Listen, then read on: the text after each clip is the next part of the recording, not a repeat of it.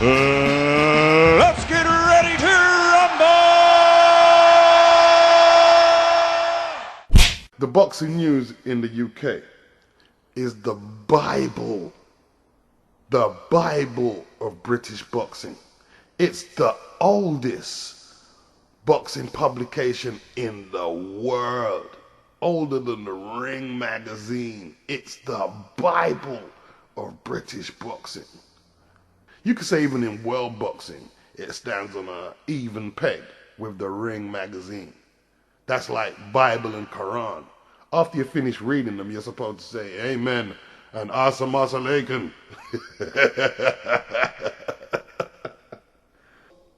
So with the purchase of their latest publication, I don't have to beat the Andre Ward drum so much because they've confirmed it now alongside the opinions of myself, 78 Fight News, Blood Boxing, Rilo Jenkins, UK Wing Chun student, Bruce Blitz, Reef from Newark, JWC Fight Fan, Jose Said It's True, Drunken Master, Think About Boxing.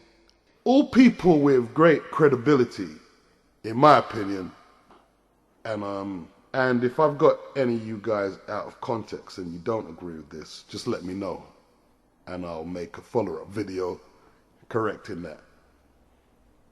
They all agree, no, we all agree that Andre Ward is now the pound for pound best fighter, boxer in the world. That's the way we see it, based on resume. You see, the reason I've been buying the boxing news for the best part of, whoa, how long now? 27 years, at least. At least 27 years I've been buying the boxing news. It's a long time. It's a long time. Is they do not get caught up in television network politics, trying to promote one fighter over the other fighter. They don't try to suggest the styles that they think the boxers should fight in. They report the fights for what they are, on a purely neutral basis. They just give the fighters the credit on a results basis, on a fair basis. And that's a good thing. And they have now confirmed in this latest publication that Andre Ward is the pound for pound best. They have a picture of Andre Ward beating up Chad Dawson, and underneath it, it says pound for pound. So I no longer have to make countless videos in response to the Andre Ward detractors. I'm still going to let people know. I'm still going to let people know. But the way I see it, the Bible has spoken. So if you want to make comments to say, how can you say that you don't know nothing about boxing? I'm going to direct you to boxingnewsonline.net. And you can take it up with them. They have various forums. They will definitely have a few forums discussing Andre Ward's pound for pound status. And you can go tell the experts who have been around since 1066 or sometime like that, when the Battle of Hastings was taking place. You can go and go and take it up with them. Because you won't, because you know these guys, when they speak, they exercise authority. They're not going to give you such a lofty accolade as the pound for pound best fighter unless they have a stack of evidence to support that claim. That's why you're not going to contest them. You're going to contest me because I've got a little stupid YouTube channel. I curse when I speak. My grammar, I try to vasten my vocabulary to a degree in my videos. But I understand that I'm not a public schoolboy. You know what I mean? So go and debunk the boxing news if I'm so incorrect. I mean, what I'm saying has more than a ring of truth to it. I don't see these people debunking the Ring magazine. They've moved Andre Ward into second place. He has surged past Sergio Martinez and Nonito Donaire. This is the supposed Bible of boxing, the Ring magazine. Ward has manhandled in succession Mikkel Kessler, Alan Green, Sakio Bika, Arthur Abraham, Carl Froch, and now Chad Dawson. Martinez, who was number 3, and Donaire, who was number 4, have had their fair share of important victories and some breathtaking knockouts. But they do not have the resume that Andre Ward has. And they question what has Martinez and Donaire done for us lately. Martinez deserves more credit than he has received for stopping Sergei Zinzurich, Darren Barker and Matthew Macklin in his last 3 fights. But regardless, that trio of victories does not compete with Ward's resume of Kessler, Froch and Dawson. Donaire has beaten Omar Naves, Wilfredo Vasquez Jr. and Jeffrey Mathabula. A good resume, but hardly monumental victories. The argument in favor of Martinez and Donaire is that they have continued to win. The philosophy of the Ring editorial board is that fighters generally must falter to lose their positions in the ratings. Martinez and Donaire haven't really faltered.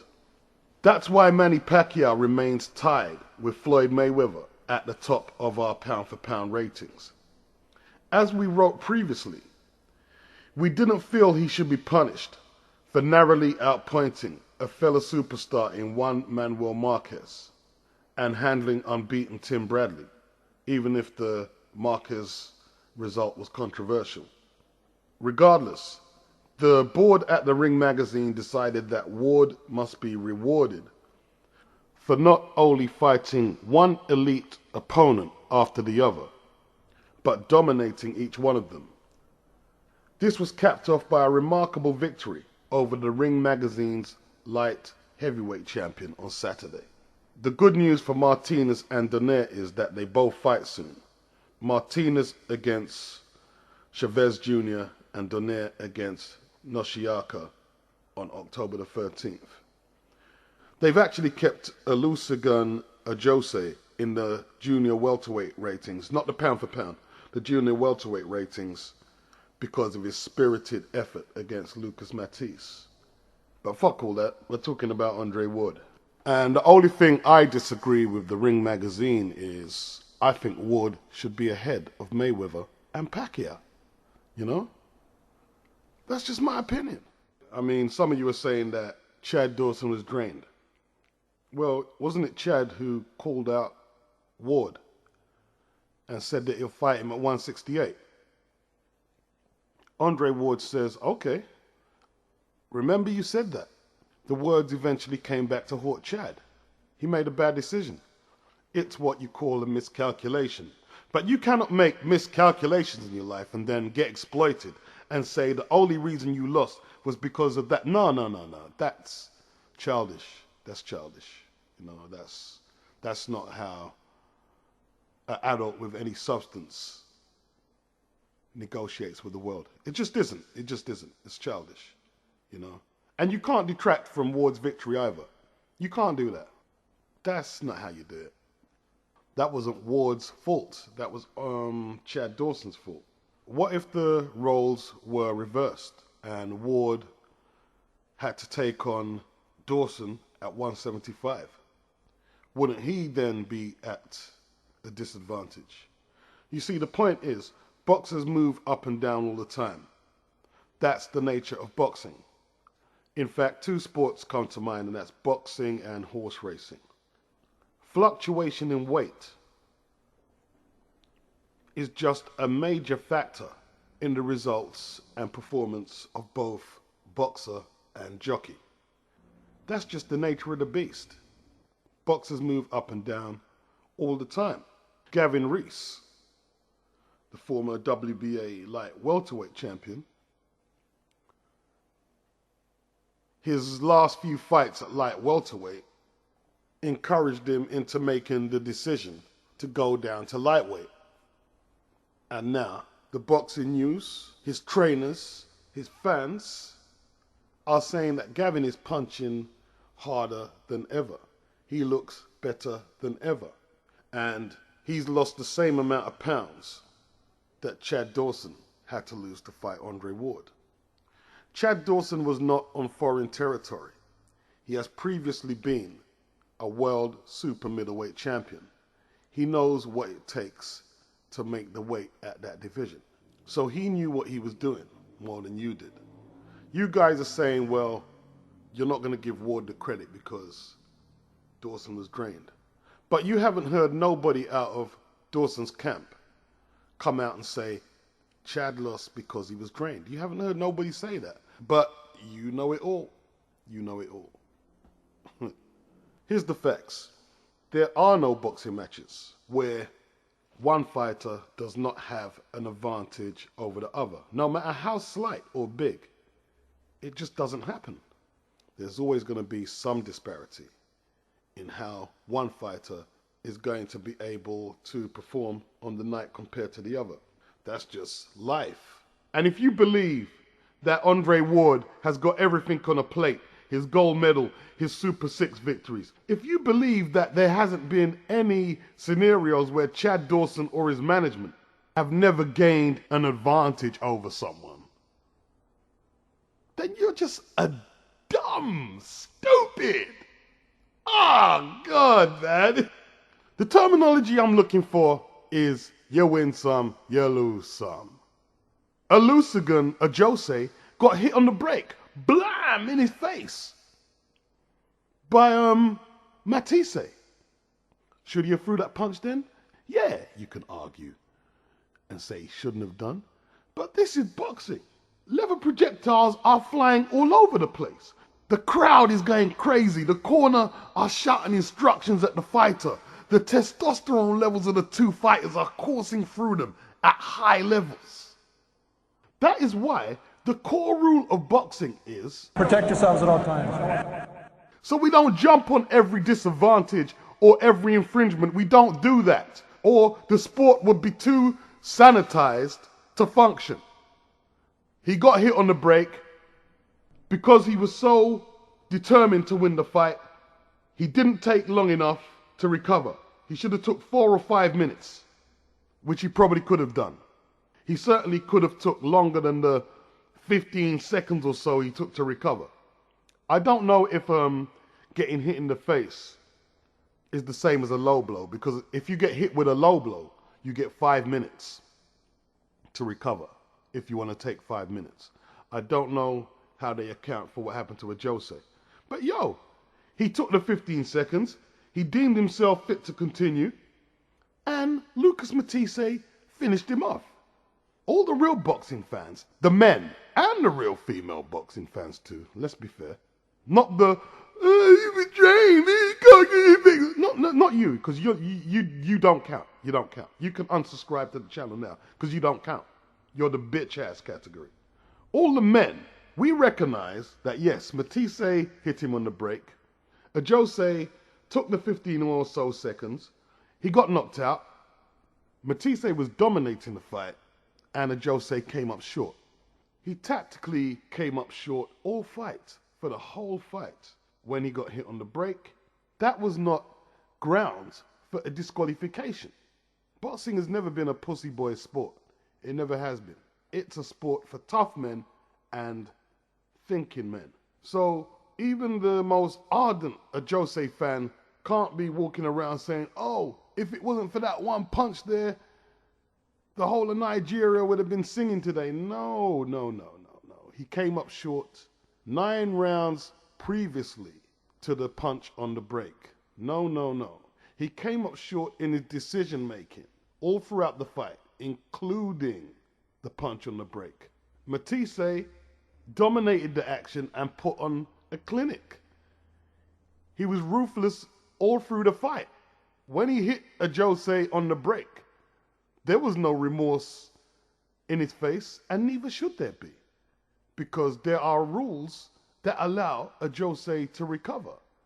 I mean, he could have stayed on the deck and even held out for a disqualification, but, you know, we don't really accept that kind of level of ethics in boxing. When I say we, I'm talking about the real boxing fans.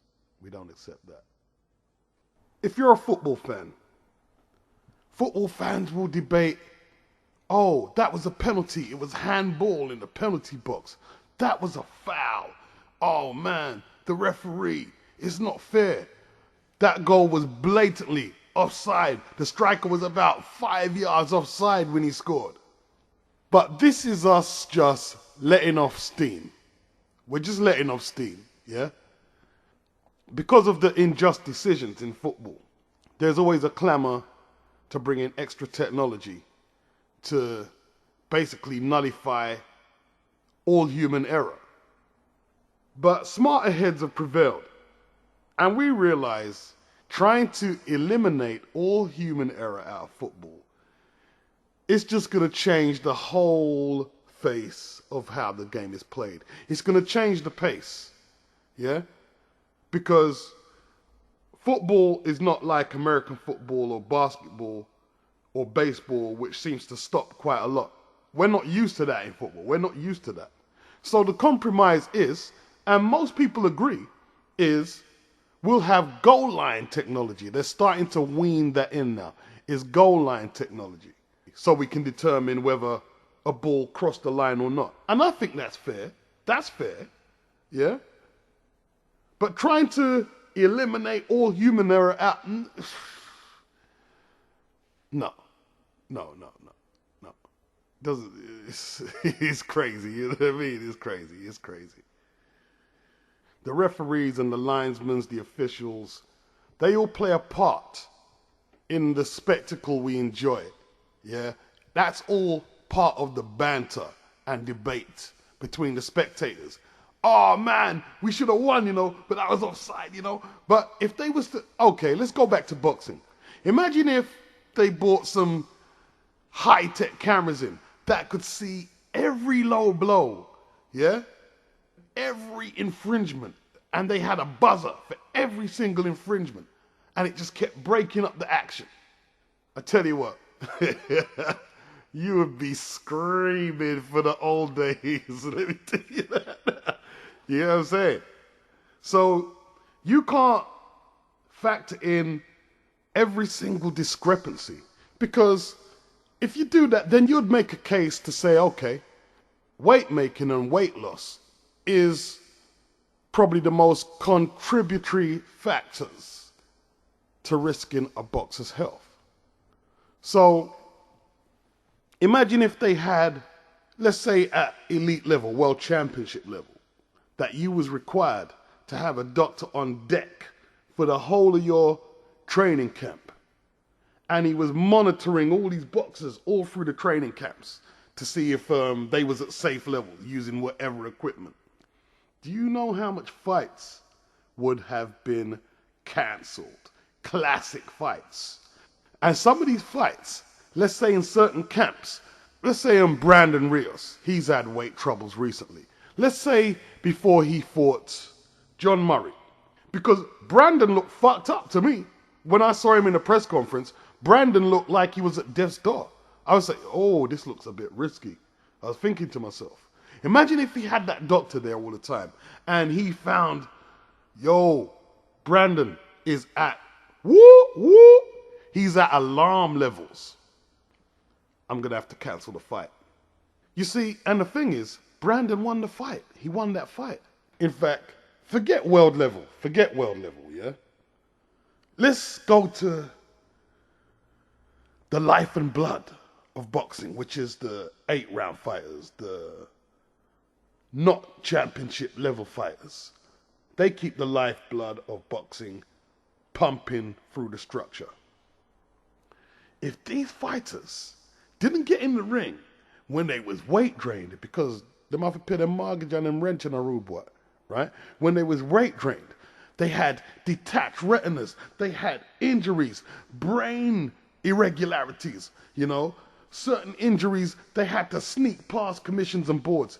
Some journeymen have to come in on a week's notice, sometimes even a day's notice. If they didn't do that, you wouldn't even be posting a comment on this video. You know why? Because there'd be no fucking boxing. Okay, forget all the technical shit. We know if you're not getting enough fluid into certain areas of your body and you're drained, we all know that shit there to a degree, at least at a lay person's level. But the thing is, from yesteryear to today, you'll hear boxers and coaches, they will say that having a little struggle to make the weight, obviously we're not including the heavyweight division, is actually a possible factor to keep the boxer on edge, keep him focused, sharp, mean. I mean, let me take food away from you for 23 hours and then say, yo, hello, yeah, yo, what's up, man? You'll be like, you get me? You know what I mean? So, yeah, I mean, like, if you go into the jungle, if half them animals were getting 3-course meals a day, you know what I mean? You were, you know what I mean? They'd be more like snagglepuss. I didn't get no gravy with my dinner today. I think I'm going to take a siesta and go play a round of golf later.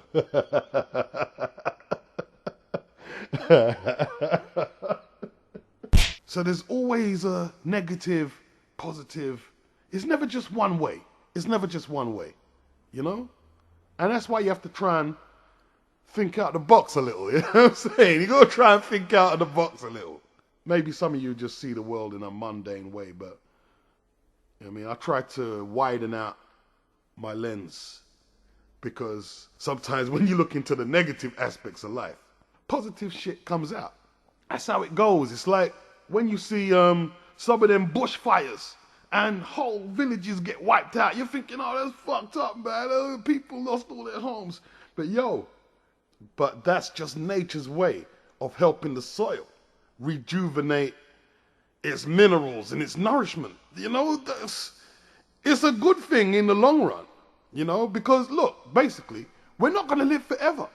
Yeah? Look, I'm not saying don't enjoy your life, but you're not going to live forever. You have to make way for shit.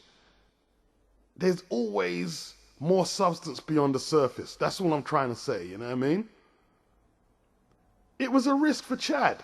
Some of it was stupidity, but some of it was just a young man taking a chance. And you know, he's still living, he's still breathing, he carries on to fight. He's still got his light heavyweight championship to defend. So who knows? You know what I mean? Somebody has to win. And who's to say that even if weight wasn't really an issue, that he would have won anyway? Like the 24/7s, I study shit, man. I study shit. And, you know, Chad did say, I want to beat you because you're one of the best. So let's do a simple bit of deduction. Chad is not a stupid man. Just because he doesn't talk a lot, he's not a stupid man. He deducted that, man, I fought at super middleweight before. I was a world champion at super middleweight. And then he thought, well, Andre Ward is probably number 3 or number 2 in the pound for pound rankings. While I'm probably maybe 6, 7, or I'm up there somewhere. If I beat Andre Ward, I'm nearly on the same status and will be heading toward the same tax bracket as Manny Pacquiao and Floyd Mayweather. So losing the 7 pounds or whatever it is a fucking good risk. But it blew up in his face.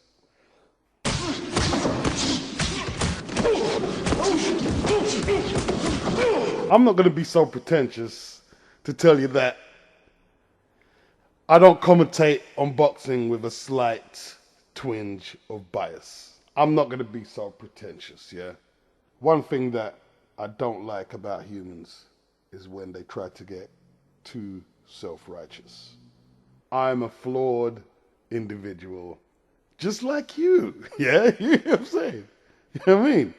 But I love the sport, so I would say at least 85-90% is me making an earnest effort at being objective. I put my hands up. I've had a go at Pacquiao for the De La Hoya fights and the Cotto fights, the Margarito fights. And In all truth, it's unfair what I'm doing to a degree. It is unfair because none of them fighters had to take the fight. But the difference between Pacquiao and Andre Ward taking this catchweight fight, Andre Ward was not looking for a catchweight fight. The catchweight fight came to him. What's that saying? Never look a gift horse in the mouth. That's the difference. Andre Ward has not made a sizable percentage of his reputation by looking for catchweight fights. Manny Pacquiao has. That's the difference. Roy Jones was a light heavyweight who bypassed the cruiserweight division to challenge John Ruiz for the heavyweight title. John Ruiz must have been saying, "What? I'll smack up this boy, yo. What are you doing? You know what I mean? I'll send you back to Pensacola. You'll be talking to the animals on the farm all fucking day." That's what he was thinking. Most of you didn't think Roy was going to win. Most of you were fearing for Roy's health. But he prevailed. Just like Roy Jones, Chad Dawson knows himself better than we do. Yeah? If he calls out a fighter to make a challenge, he must obviously think he knows something that you don't, because you don't think he can overcome this challenge. So when you keep bringing up this weight drain factor and you conveniently forget that he asked for the fight, that just tells me that you're ignorant. That's what it tells me. I mean, let's just go outside the box again quickly. What would you have said if Chad Dawson won? What would you have said? Would you have brought the weight issue up if he won? No, you wouldn't. No, you wouldn't. In fact, we wouldn't hear nothing about weights. Nothing. But when he loses, oh, Andre Ward's a fraud. I don't know, man. I don't know. I really don't know. Here's the last one I'm going to drop for the day. Here's the last one. Let's say you're right and Chad was weight weakened. He only earned $600,000 for a super fight. Let me tell you why this is a super fight.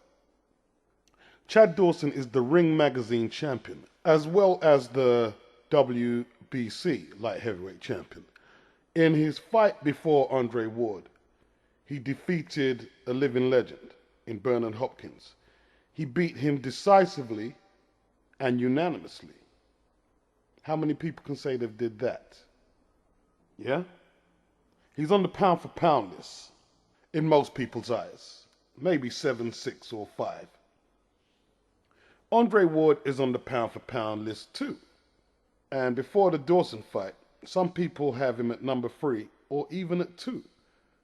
Some people even have him at 1. That makes it a super fight. A super fight. And Chad is only getting a $600,000 purse. Not even a 7 fucking figure purse. So here's more shit that you have to take into consideration. If he's only getting $600,000 for the highest profile fight of his career, that means if he didn't take an award, he was left with the prospect of defending his light heavyweight crown against Scram Jones somewhere down the list. Yeah, right? And getting a stupid purse. 100,000, I don't know, 200,000, stupid money. Yeah? So, if that's the case, for him to get the 600,000 that he's going to get against Ward, for him to get that equivalent money defending his light heavyweight title, he has to fight 4 or 3 times. And boxers always have to be on some shit, thinking, what is the calculated risk compared to the financial reward? No way around it. He has to take on 3 or 4 fights to make up that $600,000. That's 3 or 4 times he has to go in the ring against tough opposition for shit purses. These are things you've got to think about. And yet, of course it's going to be hard to drop the weight against an accomplished fighter of Ward status. But taking them 3 or 4 defenses at light heavyweight against the obscure but tough opposition he'll be facing, because there's no free lunches in the top 10. Yeah? It's not just 3 or 4 fights. That's 3 or 4 really tough training camps. Chad's about 32 years of age. He's probably thinking to himself, I only want to fight 3 or 4 more times and get the fuck out of there. All right, Kay. Just this one time. I'll let you ask me about my affairs.